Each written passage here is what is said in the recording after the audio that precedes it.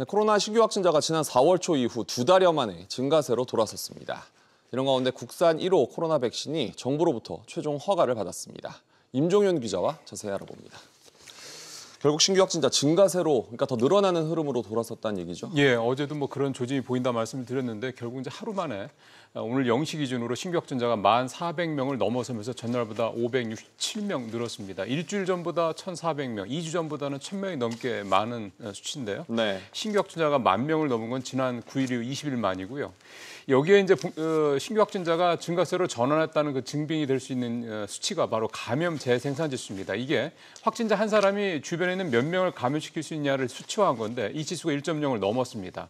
이게 4월 초 이후 2달여 만인데 확진자 한 사람이 한 사람 이상을 감염시킬 수 있다. 결국 이제 정부도 오늘 확인한 대로 감염 재생산 지수가 1을 넘었다는 건 확진자가 감소세에서 증가세로 돌아섰던 걸 의미한다. 이렇게 공식화했습니다. 그렇군요. 국산 1호 코로나 백신 최종 허가를 받았죠. 식약처 공식 발표가 있었죠? 있었습니다. 식약처 얘기부터 먼저 들어보시겠어요?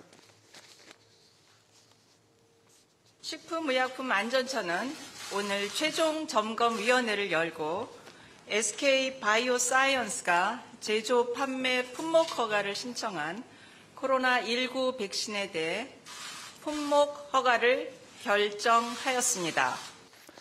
예, 이 제품명이 스카이코비 멀티주인데요. 이 백신은 식약처가 세계 처음으로 허가한 이제 국산 1호 백신이 되겠습니다. 이로써 우리나라는 이 스카이코비 멀티주와 지난해 2월에 이제 이미 허가가 됐던 레키로나주까지 해서 코로나19용 백신과 치료제를 모두 보유한 전 세계 3나라 중에 한 나라가 됐습니다. 그렇군요. 이 백신은 어떤 방식으로 또 누구를 대상으로 쓰게 됩니까? 일단은 18세 이상 성인이 대상이고요. 4주 간격으로 2번 접종을 하게 됩니다. 그러니까 3차례 접종을 하는 파이자나 모더나 백신과 달리 얀센 백신처럼 2번만 접종한다 이런 얘기가 되는 건데요. 네. 다만 이번 품목 허가가 기초 접종에 대해서만 내려진 것이기 때문에 올 가을 코로나19 재유행에 대비한 부스터샷, 이른바 3차 이상 이 접종에 대해서는 현재로서 쓸 수 여부는 좀 불확실하다고 볼 수 있습니다. 그런데 우리 국민 대부분은 1차와 2차 접종을 하지 않았습니까? 예, 그래서 사실 3차 이 접종을 할 수가 없는 상황이기 때문에 제조사인 SK 이 바사는 해외 시장을 처음부터 좀 공략을 할 생각입니다. 네.